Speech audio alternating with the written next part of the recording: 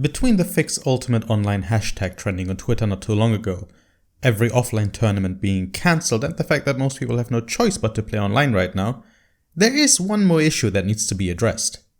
That issue is Wi-Fi. I'd really appreciate it if you could like the video, comment below, subscribe and hit the bell notification if you want to see more content like this. If you didn't like the video, feel free to hit the dislike button also. I appreciate the feedback regardless. I'm absolutely in the camp of abolishing the current implementations of delay-based netcodes and replacing it with rollback, but today I want to address the Wi-Fi issue. The footage you're seeing right now was an attempt, I repeat, attempt, of mine to make a video series about me trying to reach S rank in Granblue Fantasy Versus. I have an extremely low tolerance level for input delay. I'd say 4 frames is the absolute limit for me before I go on tilt. Winning or losing is irrelevant here as well, because win or lose, you were playing under conditions where neither one could really make any meaningful decisions, as either side's input might not even make it through. Referring back to what you're watching right now, I won those 2 matches straight without losing a single round. Even so, I was seriously annoyed and pissed off during those matches. Hell, I feel annoyed thinking back on that set right now. In that scenario, rollback might have made it more tolerable, but it wouldn't have saved it. I probably wouldn't have felt as annoyed, but considering how badly the rollback teleports might have gotten, it still would not have been all that enjoyable. I am speaking from first-hand experience here, as I'm used to Street Fighter V's awful implementation of rollback. Definitely not enjoyable. I get that some people simply cannot get their consoles tethered up for a variety of reasons. Maybe you're in an apartment that comes with a shitty router that the landlord locked away, so that the tenant cannot access the hardware.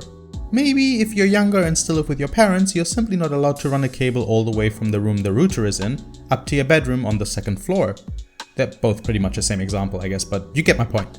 I do understand that not everyone has the same options available to them. Nonetheless, some changes really should be taken into consideration going forward. Wi-Fi should be excluded from any and all competitive modes in my opinion. I don't see any problem with that, as the person on Wi-Fi is actively creating an unsolvable problem for the person they're playing against. That is of course never going to happen, simply because Wi-Fi or not, that person has paid the same entry fee, meaning $60 plus whatever DLC they've invested in. So you can't really exclude them. Yet another of so many reasons why fighting games should finally adopt a full-fledged premium model, but that's a video for another day. The most painless and easiest implementation would be a filter. Giving tethered users the option to filter out Wi-Fi completely would make an enormous difference. Skullgirls, for example, just added a Wi-Fi indicator to its matchmaking, on PC at least. I haven't actually been able to test it myself, being on PS4. An indicator is nice and will certainly mitigate a lot of headaches, but it still wastes time. A filter would really go a long way to ensure as smooth online experience as possible. A competent rollback implementation, as well as being guaranteed to play only against people who are not on Wi-Fi, is as far as the developers can go to provide the users with everything in their power to create a perfect online environment. Beyond that, you really only have to worry about your ISP, which can still be a problem for some people of course, considering that more remote locations might not have access to a decent connection. Here's my question though.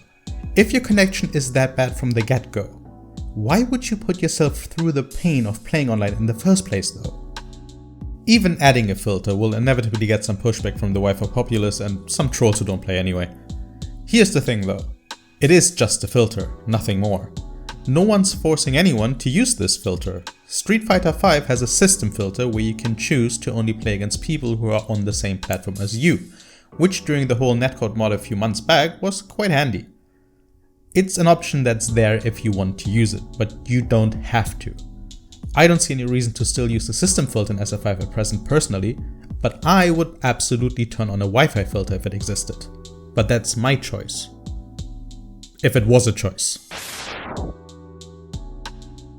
The Nintendo Switch is in my opinion the only platform that could not afford such a filter. The console out of the box doesn't give you any options to connect an Ethernet cable. Unless you already have a compatible USB 3 Ethernet adapter, you will have to spend more money just for that. Which you would really only consider if you're quite serious about Smash Ultimate. I'm of course only looking at this whole issue from the perspective of someone playing fighting games, which tend to be P2P. As that is pretty much the only genre I play online, I can't really say anything in regards to games like, let's say, Rocket League, Splatoon or Fortnite, where the individual connections would be centralized on a server. Actually, about the server thing, I have no idea if that's even how that's handled, which in turn solidifies the point even more that I honestly have no idea what these games are about or how anything is working on those games, so I'll just stick to the fighting game examples. What I do know is that the majority of people playing on Switch play on Wi-Fi for 2.5 reasons.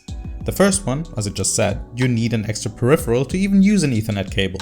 Second, those playing mainly in handheld mode wouldn't ever think about having an adapter dangle down from the Switch. And then third, or point 2.5 really, as it goes in tandem with the second point, those with a Switch Lite literally have a console that is supposed to be on Wi-Fi. Yes, you can still get an adapter, but at that point, that's a serious reach. If a Wi-Fi filter would be added in such an environment, you might just as well cancel your Nintendo Online subscription, as there will be close to no one left to be even matched up with you. So for what it's worth, the Nintendo Switch, no matter how much people keep banging on about using an Ethernet adapter, is a lost cause in my opinion. PlayStation, Xbox and PC though, should cause no problems. Even though EVO was held online this year, they made it very clear from the outset that Wi-Fi is not welcome. Even so, I do expect some hiccups to occur. Hopefully at least not during any of the top 8s though. What are your thoughts on the matter? Would you be okay with a Wi-Fi filter? Would an indicator like in Skullgirls be something you would want for other games? Or do you think that it doesn't matter either way? Let me know in the comments below. Don't forget to like and subscribe if you liked the video and hit the little bell notification icon. You can also follow me on Twitch and Twitter. The links are as always in the description. Thanks for watching this video all the way to the end. I really appreciate it. My name's Sasa and I will see you next time.